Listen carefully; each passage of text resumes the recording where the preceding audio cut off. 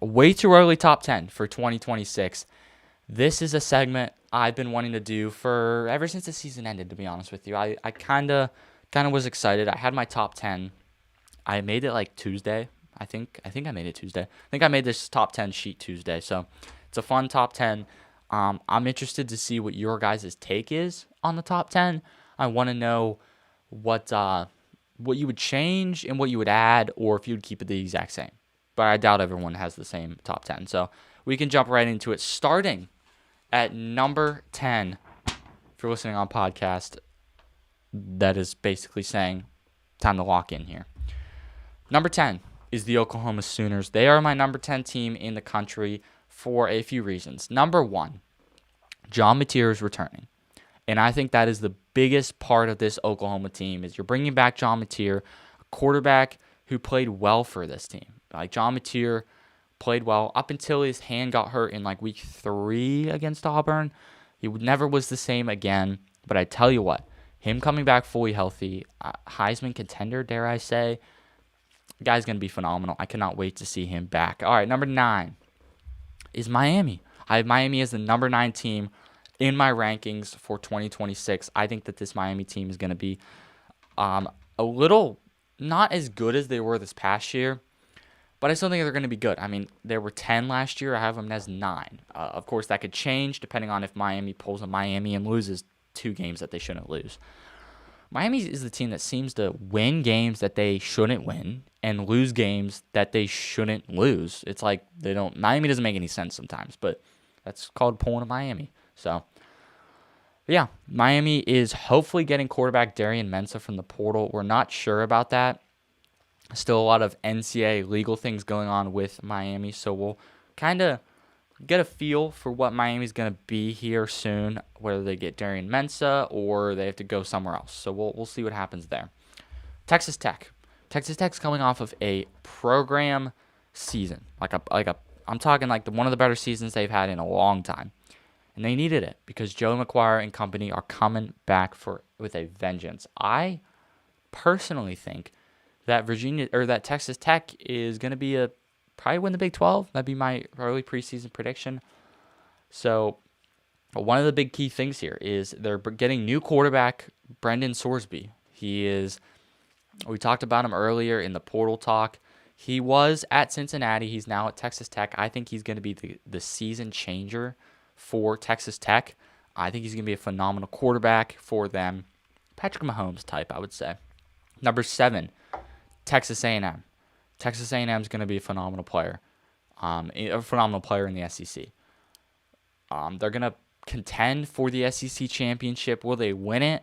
That's a whole different story. But they will contend, and they got a shot because they got Marcel Reed, brought in Isaiah Horton from the portal. Mario Craver's coming back. This team's going to contend. It's Mike Elko and Texas A&M. This team's going to contend. Just expect that now from Texas A&M, hopefully moving forward. Number 6 is Notre Dame. We just talked about them not that long ago. Notre Dame bringing in Quincy Porter, former 5-star receiver from Ohio State. I'm excited to see what this Notre Dame team can do, especially with CJ Carr. It says there on the graphic he's returning. I'm excited to see what he can do returning. Can he make this team even better than they have been?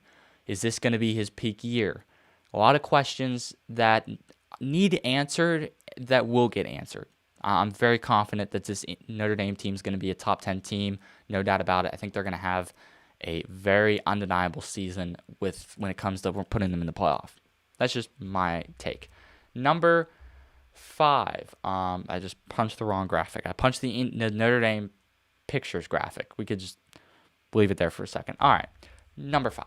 Indiana Hoosiers. The Indiana Hoosiers are a team that I think that's going to be a phenomenal team. Are they going to be as good as last year's team? Or should I say this past year's team? Short answer, probably not. My answer, my guess would be they're probably not going to be that good, but they're going to be a good team. Indiana's going to be a very good team. I think that they're going to secretly contend for the Big Ten again. Not secretly, but they're going to contend for the Big Ten again. I think they're going to be top 3 in the Big Ten. Call me crazy, but I do think that they're going to be top 3 again. Again, Josh Hoover plus Nick Marsh, Kurt Signetti coming back off a national championship win. I mean, This team's got a lot to play for. I mean, not as much as they did. I mean, Indiana could go and win 3 games, and fans would still not care. So that's Indiana at number 5. Number 4, I have as the Georgia Bulldogs. I think Georgia's going to be a good team. Bringing back Gunnar Stockton, he's going to probably contend for Heisman. I say that about almost every good quarterback, but I think he's going to be a good quarterback. Back in the SEC for another year. Guy kind of secretly dominated last year, especially against some teams like Texas and Bam in the SEC championship. He showed what he can be. Him coming back, I'm excited. Can Georgia get a big and meaner defense than they had this past year? Can they bring back a good Georgia defense? They need to bring back the former Georgia defenses. Like I'm talking 2021, 2022 Georgia-style defenses. That's what they need to bring back. Next is Oregon. I think Oregon is the number 3 team in the country. I just see a lot in Oregon. A lot of people don't see what I see in Oregon. A lot of people are like, well, I'm hesitant with Oregon. They have a bad taste in their mouth with what happened to Indiana. And they're, especially with Dante Moore. They're like, well, Dante Moore had like 4 turnovers in that game. Dante Moore is going to come back more experienced. Now, there's no guarantee that, you come back and you're instantly going to be amazing. No guarantee of that. But I do think he's going to come back and be a good player for Oregon. I think he's going to be a leader of this team, especially with experience. I think he's going to contend. So I have Oregon at number 3. My number 2 team in the country, you could probably guess who 2 and 1 are at this point. Number 2 is Texas. A lot of people are probably either screaming at their screen or saying, okay, perfect. That's where I would have put them. The people that are screaming at their screen are probably the ones that are saying, well, look where they ended last year. They missed the playoffs last year. They were only won 9 games, 9-3. No way this team deserves the number 2 ranking. I'm going to go ahead and tell you this right now. I don't know if you've been told this yet, but 2026 versus 2025 season is a whole nother year. And right now, no team deserves their ranking at all. Oregon, Georgia, Indiana, Notre Dame, Texas A&M, none of those teams deserve their ranking. No one deserves their ranking. This is just me ranking teams in terms of who I think has the best rosters, who's going to be the best, who's got the best position to win. Texas, in my opinion, is number 2. They may be one of the most talented rosters in college football, aside from maybe Ohio State or, like Georgia or something. But I think they're one of the most talented rosters in college football because you have Arch Manning, you have Hollywood Smothers coming in from the portal, you have Cam Coleman, you're bringing back, what's the receiver they're bringing back? I can't remember what the receivers that they're bringing back, but they're bringing back pieces, and they're going to be a good team. Texas, in my opinion, is the number 2 team in the country. You could argue that and say, I don't think so. I think Arch Manning's going to have another mediocre year, and if he does, they're probably not going to be the number 2 team. That prediction is probably shot. Now, we'll do a top 25 before the season, and, when WI ratings come out, which I can explain what that is some other time. But when those things come out, maybe Texas will be adjusted. We'll see what we see in camp. We'll get camp intel soon, but I have Texas as my number 2 team in the country. Number 1 is a team that you guessed probably, Ohio State. Ohio State's my number 1 team in the country. I think they're going to be a phenomenal team for more reasons than one. Number 1, Julian Sainz coming back.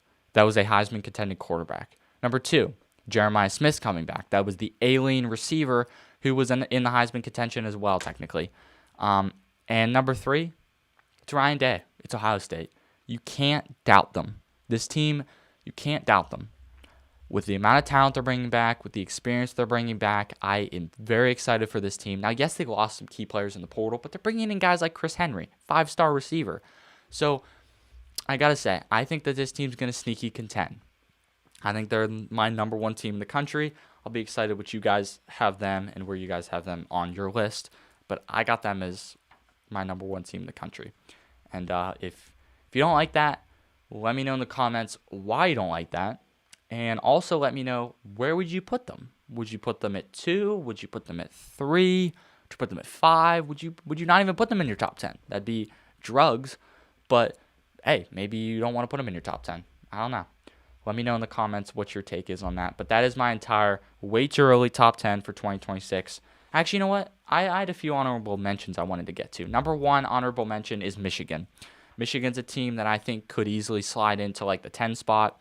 These are all teams that I could see getting into the top 10 within the first 1 to 2 weeks of the season. Michigan's got to be up there. Alabama's a team that I think is up there. Just with, key pieces coming back. Austin Mack versus Keelan Russell, quarterback competition. We'll see in spring who starts, but Ryan Williams is coming back, so there is a way for them to succeed.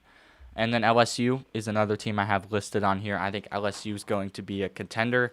I think LSU has what it takes with Sam Leavitt, with, just bringing back talent and bringing talent in. I think they have what it takes, especially with Lane Kiffin there.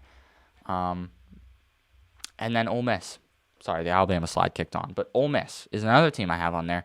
We don't think Trinidad Chambliss is going to come back, so that's why I don't have them in my top 10. If he was coming back, I think I'd slide them in at 10. I'd move Oklahoma out and slide them in. But he's not. Most likely, if he does, I can adjust that. Honestly, you could just adjust it in your mind and know that I would switch Ole Miss with Oklahoma. Now, they have Deuce Knight, so maybe Deuce Knight will come out and maybe not be Trinidad Chambliss that good, but be serviceable. And last but not least, I have as an honorable mention is USC. I think USC is going to be a sneaky contender for this thing. I think USC can contend for this thing. I'll be excited to see if they can get inside the top 10. Like I said, they're going to be a Big Ten contender with Jade Mayava coming back. So I'm very excited about all those teams I listed. All the teams I listed, I'm very excited to see. So that is my entire way too early top 10 for 2026.